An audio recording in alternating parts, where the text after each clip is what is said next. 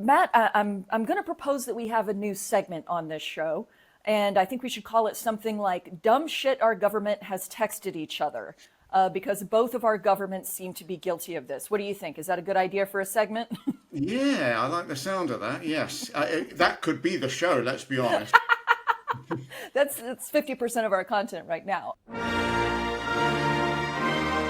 Hello, everyone, and welcome to Washington to Westminster, the show that answers the question, which side of the pond is craziest this week? Spoiler alert, I think we'll be claiming that title for the foreseeable future.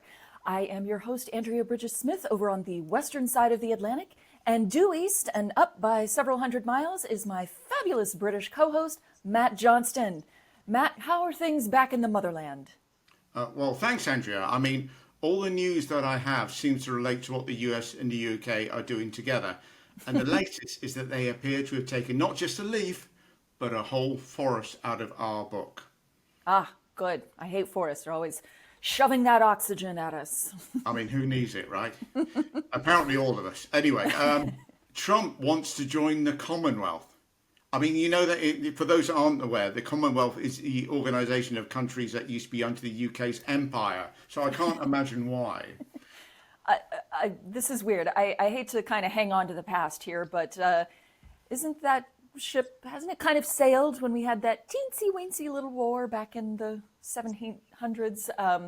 But I have to say, at this point, I don't hate the idea. In fact, if you guys want to take back over, go right on ahead. We could frankly use the help. No, you don't get our fingerprints on that train wreck. Anyway, King Charlie Boy has offered associate membership.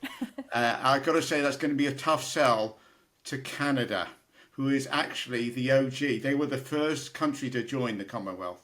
Oh, okay. Well, do you think Charlie can get us in Canada to stop, as you guys would say, throwing our toys out of the pram?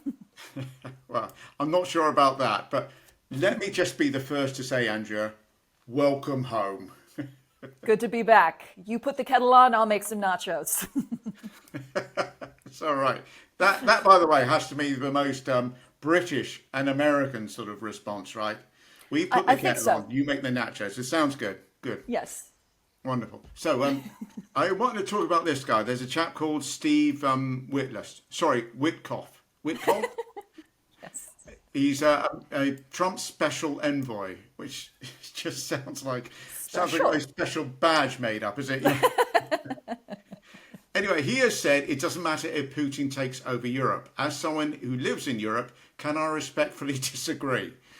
Yeah, it seems like that would matter maybe just a little bit. And also, it's going to be hard to do because Greece has already called dibs on weird-looking alphabets. I believe that is buried in an obscure paragraph of like the Treaty of Versailles or something. So Russia, sorry, you can't take over. Rules are rules. Plus, Sweden have got that thing as well with their letters facing the opposite direction. Or is that just for the band name ABBA? I don't know. Anyway. So Witkoff said that he doesn't think Putin wants to take over all of Europe, and he's taking him on his word on that. So there we go. That's gone so well in the past, hasn't it? Well, to be fair to old Steve Areno here, he might have been standing next to a window at the time, and he was trying to be a little bit careful because Putin loves a good defenestration almost as much as he hates an anti-government demonstration. Oh, nice. Or maybe he's been offered some glowing tea. Yeah. So, come on, Andrea. You've been very patient. What news from the madness of King Dong? Well, the big news the past couple days concerns Trump's Secretary of Defense, Pete Hegseth, who I think we've talked about before. And Matt, I'm going to propose that we have a new segment on this show. And I think we should call it something like "Dumb Shit Our Government Has Texted Each Other," because both of our governments seem to be guilty of this. What do you think? Is that a good idea for a segment? Yeah, I like the sound of that. Yes, that could be the show. Let's be honest. That's 50% of our content right now. Now, I'm curious. I know you guys have had some texting scandals as well. What do you think is the worst thing that someone in your government has texted that people have found out about later? Because I think we might be able to beat it this week. Well, there. I mean, majority of it, in fact, not texting, WhatsApp, because as we mentioned, that you kind of cover your bases there, Sure. and then just delete everything and afterwards. So the Conservative government during COVID were apparently, WhatsApping a lot of stuff to each other, which unfortunately a chap called Dominic Cummings. Have you heard of him? Yes? Dominic Cummings was very much in all the WhatsApps and stuff. And then him and Johnson had a big falling out. He left, and everybody went, wait, he's still got all the WhatsApps, right? So Oh, it didn't no. actually matter everybody over here again, because he's got screams of this stuff, and he's just putting Yeah. it in there. And there's quite a lot of callousness, shall we say, when it came to the Conservatives. Unbelievable, I know, but when it came to the Conservatives' approach to COVID. So that was, I suppose, about as bad as it got. Okay. COVID texting scandal. Got it. Let's see if we can beat it over here on this side of the Atlantic. And our latest texting scandal comes coincidentally from the editor-in-chief of The Atlantic, who wrote an article titled, "The Trump administration accidentally texted me its war plans." And before we go any further, I have to say, banging title, 5 stars. Yeah, it's That's one a of good those when you read it and you're like, wait a minute, this is clickbait, isn't it? They're just trying to get me in on the story. And you're going to tell me now that it's true, right? There's no ambiguity there. Yeah, and then you read the story and you're like, Jesus Christ. So what happened was Pete Hegseth was messaging JD Vance and National Security Advisor Michael Waltz and a bunch of other people, including we think Tulsi Gabbard, who is the head of like the NSA now, various other governmental people. Marco Rubio, they think, was one of the people in there. They were in a group chat on the Signal app, so not WhatsApp, Signal, which I guess is a step up for if you're going to do nefarious deeds over text. And they accidentally added in the editor-in-chief of The Atlantic to this group chat. Now, that is dumb and extremely problematic, especially when you consider that the topic of the group chat was bombing Yemen. And the cherry on top is that your buddy Steve Witkoff, was also a member of this little enterprise too. Oh, wow. Oh, boy. When you say Steve Hegseth, of course, you mean Steve Hegseth, right? Pete Hegseth, yes, the fella that likes a little bit of a tipple, I think you guys would say over there in the UK. And seems like maybe he's not being quite as careful as perhaps he should. Now, few problems here. Normally, when you are discussing something top secret, like military operation, you would discuss that, in secret. There are actually special rooms in government buildings where you would go to discuss something like this. And then Yeah. you would save the texting for deciding how many hookers and blow to have waiting afterwards. Yes, that's why the Hitler war rooms weren't, broadcast live to the nation. Yes, that might have put a little bit of a spanner in the works if that had been the case. Also, if you're going to include a member of the press on your bombing group chat, maybe don't make it the head of one of the most liberal publications out there. Like The Atlantic, just for some context, these guys are the opposite of Fox News. And I am sure that Pete Hegseth has way more Fox News people in his phone than people from The Atlantic. So I can't imagine how this happened. Yeah, I mean, crazy. So I've not heard of the Atlantic. I've heard of the Atlantic, but I'm not really familiar with their work. You say they're kind of like a liberal publication? Yes. So it's like if MSNBC were that guy from Harvard that's always telling you that he went to Harvard. That's pretty much Right. The Atlantic. But they do some great journalism and wonderful reporting. And this, a lot of people talking about them right now. So I assume you're about Yeah. to hear more about them. and I'm also wondering, like, what if Hegseth had added, like, Don Jr.'s Coke dealer or something to the chat instead? I mean, people could have died. And yes, I know that people did die, and that was the whole point of the group chat, was to make sure that people died. But different people could have died, Yeah. So I'm going to ask, what's the latest on this? I mean, what has Hegseth said? Hegseth has said that The Atlantic is just some liberal rag that's out to get him, and, et cetera, et cetera. And Meanwhile, there's all these people in Congress. The Democrats, of course, are like, ready to put a head on a pike and march down the street with torches and pitchforks because they're like, it's national security. You cannot put Yeah. a military operation on a group chat. What the fuck are you doing? And This Republicans. is not where this goes. Yes. No, this is not where this goes. That sums it up perfectly. Republicans are like, we have a few questions about this. This seems kind of bad a little bit, maybe. So Republicans aren't as, loud on the outcry, but there are definitely some hearings happening today to try and figure out how did this happen and how do we make sure it never happens again. Well, quite. Yes. Have you guys had a security breach this egregious before? Well, funny you should mention it. I can't think of one recently, but going back quite a while, I'm thinking off the top of my head here, but I think when Blair was in power, so, before the internet was being used absolutely everywhere and stuff, and I guess Signal or WhatsApps or whatever, everything was done with paperwork. And apparently it was either a minister, either a minister or a general. I think it might have been a minister, had them with him, and he was traveling it was during the Iraq War sort of thing going on as well, some papers to do with that. And they were traveling he had been driven somewhere by this chap, and they drove to this kind of location. But on the way, they basically stopped to have a look at something. I can't even remember what it was, but it was fascinating. And apparently the minister got out, had a look. Next thing you know, he's looking over, and there's his driver stood next to him. And then he's like, well, if you're here, I'm here. Where's the kind of secret documents and the briefcase? And of course, somebody had done the window in and taken the briefcase. Now, funny enough, the one bit I do know is that they got returned from this thief with a note saying something along the lines of, look, I may be a thief, but even I can see that this is dangerous and very important and shouldn't be put in the wrong hand. Please look after this. It's very, very important that you do so. That sort of thing.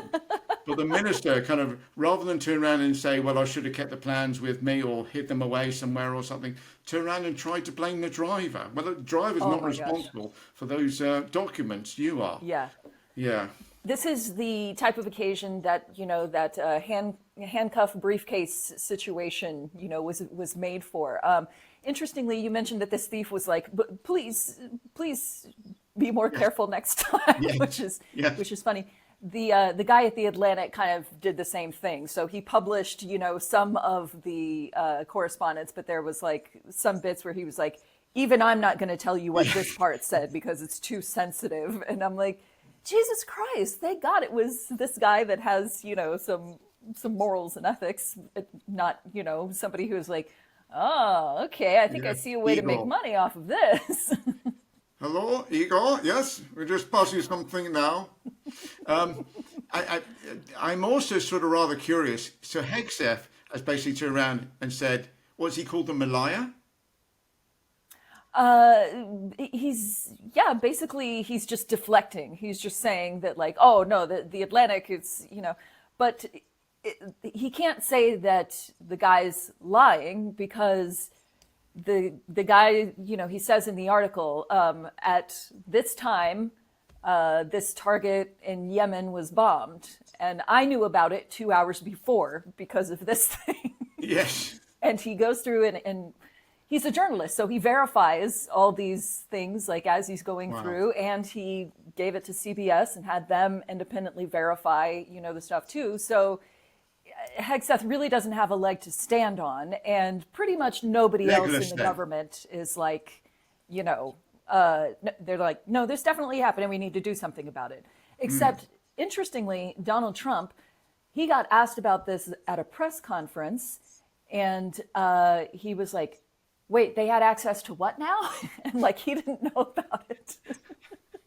Yeah, that sounds like Donnie, doesn't it? Yes.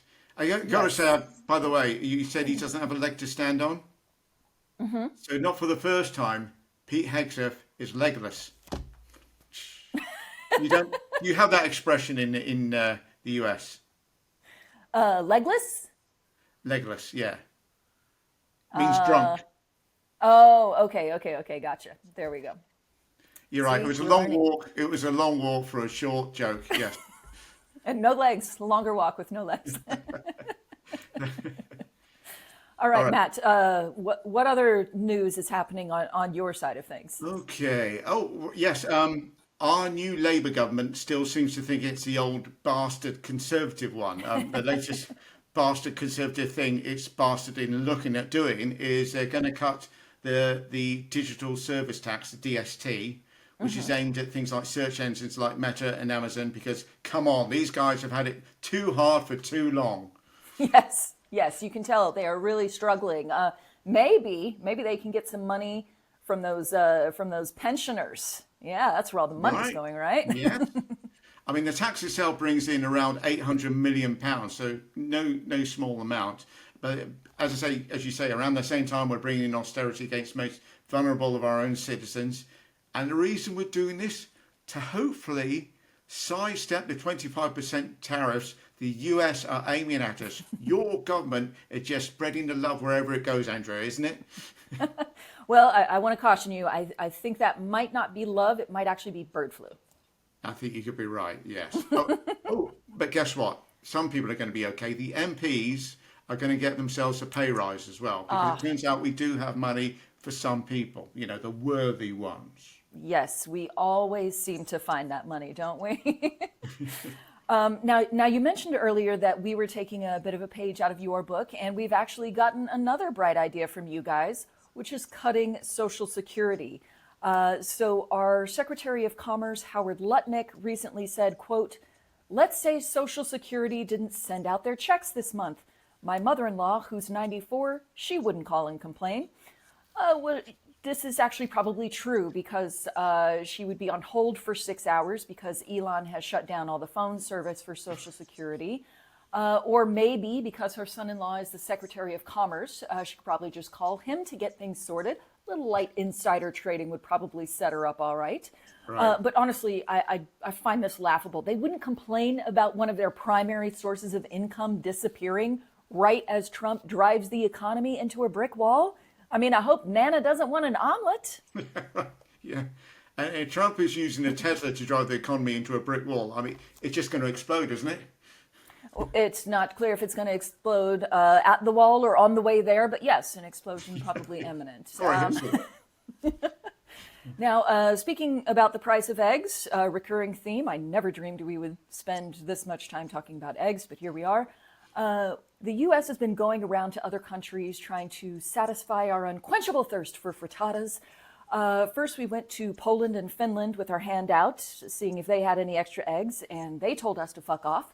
And then we went to Denmark for some reason, who, after all the bullshit with Greenland, invited us to fuck all the way off. So now we're knocking on Brazil's door. And I gotta say, threatening to tariff everybody else in the world and then going, hey, also, real quick, can you spot us a few million huevos till payday? I promise I'm good for it. That is a hell of a bold strategy right there. Yeah. Ballsy, as you Americans would say. Yes. Now, I didn't realize this. I don't know if you've seen this at all, but Denmark has been sending their special forces or parts of their special forces to Greenland. There's been a few European countries sending their, and they've made it very clear they will defend this. The bizarre thing is, there are already American troops in Greenland, aren't there? Probably. We have them Yeah. everywhere. I can't I- imagine what they're doing, guarding a polar bear or something. Yeah, exactly. Because Trump's sitting there going, well, it's very important to the US. Yes, that's why you have your troops there. That's why you have it based around Europe. You're only getting this now, you have this already there. You don't need to go to war for something. What's going to happen? He's going to send his troops over there. The troops over there going, hang on, somebody's shooting at us, and then start shooting back. It's just mind-numbingly dense. But anyway, I don't need to tell you kind of what you're living at the moment, do I? Anyway, please. Any other news, Andrea? Yes, one more thing that I wanted to discuss before we go, and my son actually brought this to my attention. He really wanted us to cover this on the show, so this one is for him. Over in Ireland, which over there in your neighborhood, Conor McGregor is running for president, and I'm just wondering, are we only letting people accused of sexual assault be president now? Is that the new thing? It does seem like a crazy idea, right? I mean, imagine running for president twice. A while.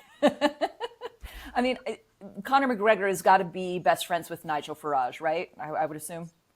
Now, funny you should say that because he would fit in with Farage's voter base and or political posse. It's strange for a man like Farage that cares so much about people's perception of him that he's posed with pictures, of course, with your own felon-in-chief and Andrew Tate, and yes, with Conor McGregor too. Okay. So, yeah, it's that sort of element to him, shall we say. It's that it's strange when you talk about sort of trans right, it's all about, oh, I'm protecting women. But he poses with individuals like this. I'm not so sure he's so much on protecting women. Yes, none of that group seems to have done anything at all ever to protect a woman. So as soon as they start, then maybe we can have that discussion, but still waiting. I think somebody on Twitter wrote about Conor McGregor and somebody Irish saying how ridiculous he was, a vile, horrible man, and basically some sort of, I don't know how he worded it. He tried to imply that he was British. And I was like, he's one of yours. You're going to have to own this one. You know what I mean? And somebody, another Irish person just wrote under mine, fair. You know, we own Boris Johnson and he was born in New York. So we've owned that. You know? Yeah. They're like, don't try to assign anymore. We're full over here, okay? Right. The final thing I wanted to talk about, Andrea, if that's okay, is the ridiculous thin-skinnedness of your president. Yes. Which, yes, I mean, we already knew, right? Yes. But the latest is that he has had a go at a portrait of himself put up in the Colorado State Capitol building, saying it's the worst, they've all out to get me, you know, the big crybaby stuff. Yes, and I think with the economy going the way that it is, the national security imbroglio that we are currently experiencing, you know, bombing other countries, I really think that the most important thing to focus on right now is the presidential portrait hanging in not at the White House, just in like a state capitol somewhere. Yeah. Top of the agenda. Well, you'll be pleased to hear it's been resolved because it's been taken down because, you know, free speech, right? Yes, of course. He is a champion of free speech, the freest speech, the most free speech, the freest speech that is ever free speeched. So yeah, I'm not surprised that got taken down. So anyway, a couple of things. Firstly, I don't know if you've seen the picture, but I don't think it looks that bad. Yeah, it's fine. Yeah, I would say it's immensely flattering of him. Yeah. Although it was painted back in 2016. But does he think he looks like, you know, on those cars that he was selling, like that picture where he had his head on Stallone's rocky body? You remember that one? Yeah. Like, that's what I look like. No, it's not. Anyway, the guy that painted it, or lady that painted it, was a Brit called Sarah Bourman, which is just typical of the woke, womany type left, right? Yes, that's exactly what we do. We paint flattering pictures of people that, again, do not protect us at all. That sounds right on target. I'm wondering, you mentioned, you know, does he think that he looks like those trading cards? I'm wondering, do they like put a cone on him, like with a dog before he takes a shower so he can't like look down and, you know, what's... Yes. You can only imagine that the mirrors in his house are all broken. Shattered, I can only think. Yes, it's only from the neck up and does not cover that area kind of close to the hairline because the bronzer never seems to quite get back there all the way. So it is strange, isn't it? And the fact that his hair's getting lighter now. Yes. But his face is getting darker. Yes. It's just because he's spending so much time in the sunshine, just being a healthy, normal adult. That's why it's definitely not we just need to ignore the fact that the tan stops like right here on the side of the face and doesn't go all the way back. Doesn't go any further. It's just how the sun works. It's kind of like a reversal of Ronald Reagan in his later years, where his hair got darker and his face got lighter. Right, exactly. Doing a reverse Reagan. Yes, exactly. I think that sums it up. All right, that's a good point to finish on, don't you? Don't you think? Yes. There we go. So that's it for another week. Thank you so much for watching and listening, everyone. For more of your political comedy fix, Andrea's channel can be found right here. So look below and click the subscribe button for American Mirth. Meanwhile, for something a little calmer but no less sinister, well, not too much, my channel is called attheinterestingtimes.co.uk, and we'll see you soon. Take care. Bye-bye.